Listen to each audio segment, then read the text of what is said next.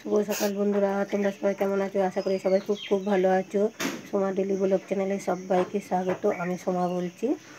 এখন থেকে ব্লগটা শুরু করলাম তোমাদের সঙ্গে নিয়ে। প্রথম থেকে লাস্ট পর্যন্ত ভিডিওটা দেখার অনুরোধ থাকলো। আশা করি তোমাদের ভালো লাগবে। এই বর্ষার দিনে কী কী করছি না করছি সব তোমাদের শেয়ার করবো। ঘুম থেকে উঠেছি, তাও 10-15 মিনিট হবে। এরকম চা করে দিলাম তোমাদের দাদা ভাইকে। কাজে মুরগি আনতে গেল। এখনও বাইরের কোনো কাজ হাত দিইনি, কাজে হাত দেবো। বাইরেরও কাজ হয়নি, ঘরেরও কোনো কাজ হয়নি। মেঘ হয়ে রয়েছে খুব। দিয়ে বাইরের কাজগুলো আগে করে নেবো, তারপরে ঘরের কাজ করবো। দেখো বিছানা তোলা হয়নি এখনও, বিছানা তোলাবো। ছেলের ঘরে গিয়ে ছেলের ঘর ঝাড় দেবো, বিছানা তুলবো, সবই পড়ে রয়েছে। তাহলে আগে উঠুন ঝাড় দিয়ে নেবো, বাসন কটা মেজে নেবো। কালকে একবার জলে ভিজে ভিজে কাজ করেছি, দিয়ে গলাটা খুব কাশি হচ্ছিলো, মানে ঠান্ডা লাগা আছে তো, যার জন্য গলাটা একটু বসা বসা হয়ে গিয়েছে। এখন কাজ কটা করে নেবো, তারপরে আবার ঘরের কাজগুলো করবো। তাহলে চলো কাজগুলো করে নিই, তোমাদের সঙ্গে কী করছি না করছি তোমাদের সঙ্গে সবটা শেয়ার করবো। তাহলে চলো। দেখো জলটা ঝাঁকিয়ে নিলাম, আগে বাইরের কাজটা করে নিচ্ছি। এখন আস্তে আস্তে জলটা মাথায় দিয়ে জলটা একটু কমেছে, ঝাড় দিয়ে নিচ্ছি, তারপরে ঘরের কাজগুলো করবো। আগে বাইরের কাজগুলো নিয়ে দিয়ে চলে আসলাম। আমার বাসন মাজা হয়ে গিয়েছে, ঝাড় দিলে বাইরের কাজটা হয়, দিয়ে তারপরে ঘরে চলে আসবো। ঘরের যেই বাকি রান্নাঘরে চলে এলাম, ওটা একটু গোবর মাটি দিয়ে ন্যাপ দিয়ে তারপরে নিকিয়ে দেবো, নাহলে একটু ফেটে গিয়েছে, মানে ঝাড় দেওয়া না দিয়ে ভেঙে যাবে।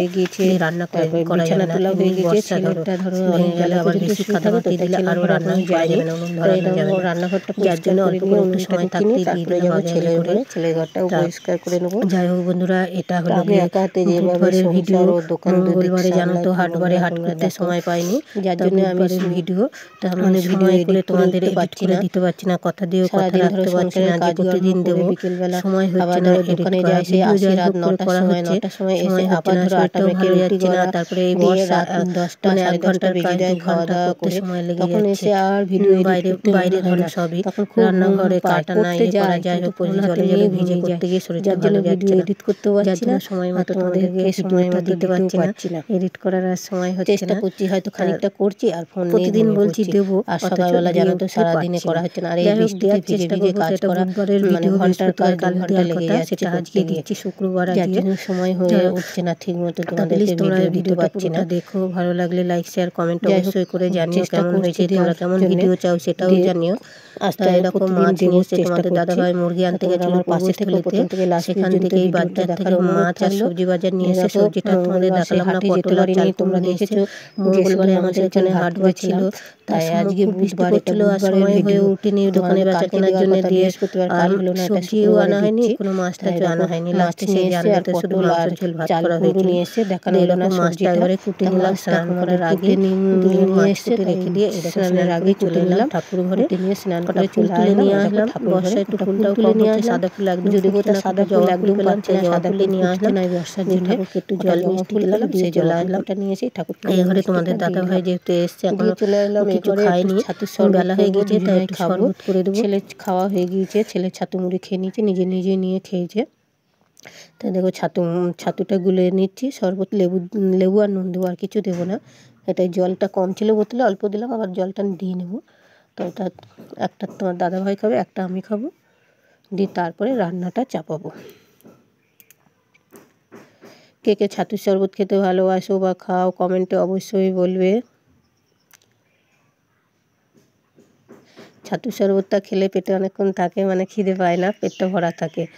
যাই হোক দিয়ে করবো, দিয়ে তারপরে রান্না চাপাবো। তা চলো তোমাদের দাদাভাইকে দিয়ে আসি শরবতটা। দেখবে দেখো জল জমেই রয়েছে জায়গায় জায়গায়। এটা আমাদের পোলট্রির দোকান, তার পাশে আছে ওই পাশটাই আছে চপের দোকান।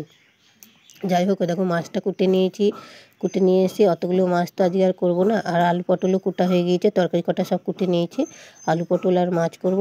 ছেলে মাছ খেতে যায় না জানো তো, খুব মানে জ্বালায়, মাছ খেতে গিয়ে ওর খুব কষ্ট।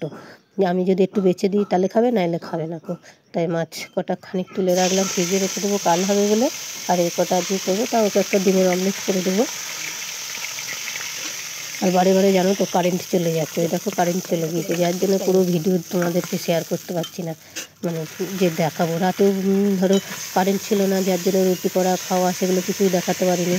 ওই তোমার মোমবাতির আলোতে সেরকম ভিডিও হয় বলো, টর্চ লাইট জ্বেলে রুটি করা করে করা হচ্ছে। আর এই জল বৃষ্টি হচ্ছে না, বারে বারে কারেন্টটা চলে যাচ্ছে। যাই হোক, এরকম মাছের ঝোলটা করে নিলাম। মাছের ঝোল আর আলু পটল করব।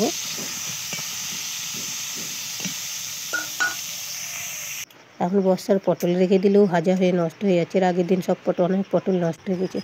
দিয়ে বললো আজই আলু পটলটা করে ফেলো, চাল কুমড়োটা কাল করো। দিয়ে দেখো খাওয়া দাওয়া হয়ে গেছে। তোমাদের দাদাভাই ছেলে খাওয়া হয়ে গেছে, আমারও খাওয়া হয়ে গেল। কুকুরটা ছিল, কুকুরটাকে দুটো ভাত দিলাম। দিয়ে বাসন কটা মাজবো, ধোবো। দিয়ে তারপরে আবার ধরো দোকানের মাল কটা তৈরি করব। এই 10-15 মিনিট একটু রেস্ট নিয়ে তারপরে আবার দোকানের মাল করি। ওই 10-15 মিনিট রেস্ট নিই বলে ফোনটা নিয়ে একটু ঘাটাঘাটি করি। ঘুমোই আর না, ঘুম হয়ও না। একটুখানির মধ্যে দিয়ে দেখো চলে আসলাম তরকারি নিয়ে। যাই হোক বন্ধুরা, শুভ বিকেল। ভিডিওটা বেশি বড় করলাম না। প্রথম থেকে লাস্ট পর্যন্ত ভিডিওটা দেখো। ভালো লাগলে লাইক শেয়ার কমেন্ট অবশ্যই করো। তা শুভ বিকেল এখানেই শেষ করলাম। সবাই ভালো থেকো, সুস্থ।